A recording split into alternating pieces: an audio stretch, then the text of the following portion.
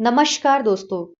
आज की वीडियो में हम कवर करने वाले हैं अरेस्ट क्या होता है, किसके द्वारा अपराधी को अरेस्ट किया जा सकता है, जमानत क्या होती है, ये कितने प्रकार की होती है और इनसे जुड़ी हुई जो भी बातें हैं वो हम आज की वीडियो में डिस्कस करने वाले हैं। तो चलिए स्टार्ट करते हैं।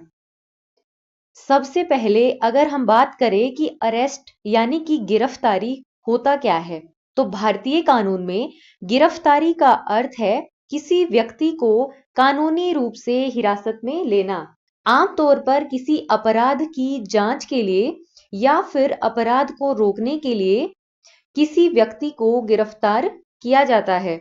गिरफ्तारी का उद्देश्य किसी व्यक्ति की स्वतंत्रता को कानूनी प्रक्रिया के तहत सीमित करना होता है। अब हम ये जान लेते हैं कि भारतीय कानून में गिरफ्तारी से जुड़े हुए क्या प्रावधान है। सबसे पहले ये जानते हैं कि गिरफ्तारी कर कौन सकता है। तो गिरफ्तारी पुलिस ऑफिसर, मजिस्ट्रेट या फिर किसी प्राइवेट पर्सन के द्वारा भी की जा सकती है।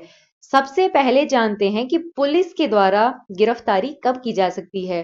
तो भारतीय नागरिक सुरक्षा संहिता की धारा 35 में ये कहा गया है कि कोई भी पुलिस अधिकारी मजिस्ट्रेट के आदेश के बिना और बिना वारंट के किसी भी व्यक्ति को गिरफ्तार कर सकती है। अगर किसी पुलिस अधिकारी की उपस्थिति में ही कोई गंभीर अपराध करता है तो पुलिस उसको बिना वारंट और बिना मजिस्ट्रेट के आदेश के गिरफ्तार कर सकती है। या फिर जिसके विरुद्ध कोई शिकायत दर्ज करवाई गई है या विश्वसनीय सूचना प्राप्त हुई है तो उसको भी पुलिस बिना वारंट के और बिना मजिस्ट्रेट के आदेश के गिरफ्तार कर सकती है। या फिर ऐसा कोई अपराधी जिसको राज्य सरकार के आदेश पर आरोपी घोषित किया गया है। उसके बाद बात करते हैं कि जो मजिस्ट्रेट है वो कब अपराधी को गिरफ्तार कर सकते हैं। तो कोई भी मजिस्ट्रेट कुछ विशेष परिस्थितियों में स्वयं किसी व्यक्ति को गिरफ्तार कर सकता है या फिर गिरफ्तारी के आदेश दे सकता है। तो ऐसी कौन सी परिस्थितियां हैं जब मजिस्ट्रेट गिरफ्तार कर सकते हैं। तो यदि कोई व्यक्ति मजिस्ट्रेट की उपस्थिति में कोई अपराध करता है तो मजिस्ट्रेट उसे स्वयं गिरफ्तार कर सकते हैं। या फिर यदि कोई व्यक्ति किसी संज्ञेय अपराध यानी कि कोई गंभीर अपराध में शामिल है और मजिस्ट्रेट को लगता है कि उसे गिरफ्तार किया जाना चाहिए तो वह पुलिस को गिरफ्तारी के आदेश दे सकता है। उसके बाद बात करते हैं कि नागरिकों के द्वारा कब अपराधी को गिरफ्तार किया जा सकता है। तो अगर कोई व्यक्ति गंभीर अपराध में लिप्त हो और उसे रंगे हाथों पकड़ा जाए तो कोई भी नागरिक उसको गिरफ्तार कर सकता है। या फिर यदि किसी व्यक्ति को न्यायालय द्वारा अपराधी घोषित किया गया है तो भी नागरिक उसको गिरफ्तार कर सकता है। पर इसके लिए जरूरी है कि गिरफ्तारी के तुरंत बाद ही अपराधी को पुलिस को सौंप दिया जाना चाहिए। अब बात करते हैं कि किसी व्यक्ति को अरेस्ट किया कैसे जाता है। तो पुलिस अधिकारी को गिरफ्तार किए जा रहे व्यक्ति को स्पष्ट रूप से बताना होता है कि उसको किस अपराध के लिए गिरफ्तार किया जा रहा है। और अगर गिरफ्तारी वारंट के साथ हो रही है तो पुलिस को आरोपी को वारंट भी दिखाना होता है। पुलिस गिरफ्तार व्यक्ति को शारीरिक रूप से नियंत्रित करती है, यानी उसे हाथ से पकड़कर अरेस्ट किया जाता है। यदि आरोपी भागने की कोशिश करता है तो उसे आवश्यक बल का प्रयोग करके रोका जा सकता है। अब ये जान लेते हैं कि अगर किसी महिला को गिरफ्तार करना है तो उसको कैसे गिरफ्तार किया जा सकता है। तो महिलाओं की गिरफ्तारी के दौरान पुलिस को कुछ विशेष नियमों का पालन करना पड़ता है। अगर महिला मौखिक रूप से या कार्यवाही के द्वारा गिरफ्तारी के लिए प्रस्तुत होती है तो ये माना जाएगा कि वो हिरासत के लिए प्रस्तुत है। यानी कि अगर वो सरेंडर कर देती है तो ये माना जाएगा कि वो अरेस्ट के लिए अपने आप को प्रस्तुत कर रही है। किसी भी महिला को अगर गिरफ्तार करना है तो उसको गिरफ्तार करने के लिए महिला अधिकारी का होना जरूरी है। और किसी भी महिला को सूर्यास्त के बाद और सूर्योदय के पहले गिरफ्तार नहीं किया जा सकता है। अब बात करते हैं कि जमानत क्या होता है। जमानत एक कानूनी प्रक्रिया है जिसमें किसी गिरफ्तार व्यक्ति को न्यायालय या सक्षम प्राधिकारी द्वारा कुछ शर्तों के साथ अस्थायी रूप से रिहा किया जाता है। इसका उद्देश्य यह सुनिश्चित करना होता है कि आरोपी मुकदमे के दौरान उपस्थित होता रहे और कानूनी प्रक्रिया का पालन करता रहे। अब बात करते हैं कि जमानत लें कैसे।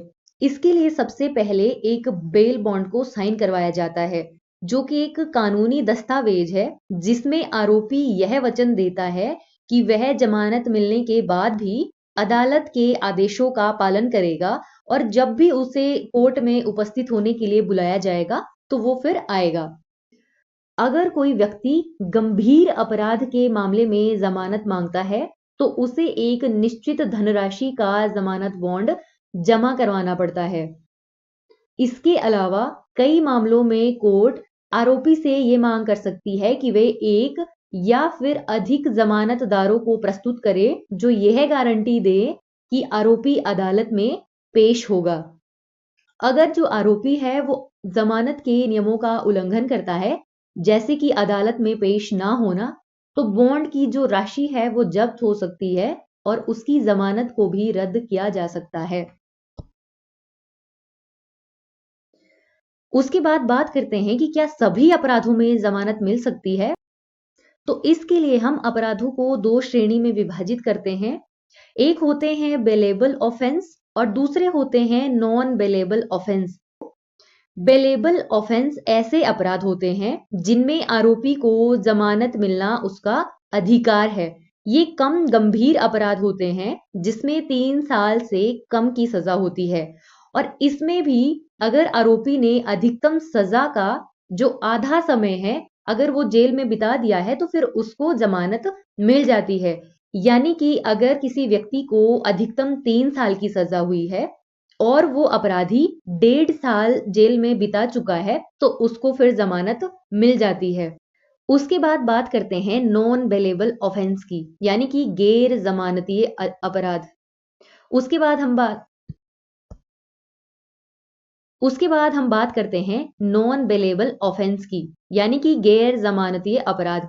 ये ऐसे अपराध हैं जिनमें जमानत मिलना न्यायालय के विवेक पर निर्भर करता है। ऐसे मामलों में पुलिस जमानत नहीं दे सकती है। गंभीर अपराध जैसे कि मर्डर, रेप और डकैती आदि गैर जमानती अपराधों की श्रेणी में आते हैं। उसके बाद बात करते हैं कि ऐसी कौन सी कंडीशन है जब बेल को रिजेक्ट किया जा सकता है। ऐसा कोई अपराध जिसकी सजा 7 साल या उससे अधिक की है, या फिर मृत्यु दंड की सजा अगर अपराधी को मिली हुई है, या अपराधी पर देशद्रोह का मामला चल रहा है, या फिर अपराधी पर मर्डर का आरोप है। तो ये कुछ ऐसी कंडीशंस है जब अपराधी की बेल को रिजेक्ट किया जा सकता है। अब बात करते हैं कि बेल कितने प्रकार की होती है। सबसे पहले आता है रेगुलर बेल, यानी कि नियमित जमानत। जब किसी व्यक्ति को गिरफ्तार किया जाता है तो वह अदालत में आवेदन देकर जमानत मांग सकता है और ये जमानत तब दी जाती है जब अदालत को लगता है कि आरोपी सबूत के साथ छेड़छाड़ नहीं करेगा और जांच में सहयोग करेगा। उसके बाद बात करते हैं इंटरिम बेल, यानी कि अग्रिम जमानत की। जब किसी व्यक्ति को गिरफ्तारी की आशंका होती है तो वो गिरफ्तारी से पहले ही अदालत से अग्रिम जमानत की मांग कर सकता है। यदि अदालत यह जमानत दे देती है तो पुलिस आरोपी को गिरफ्तार नहीं कर सकती है।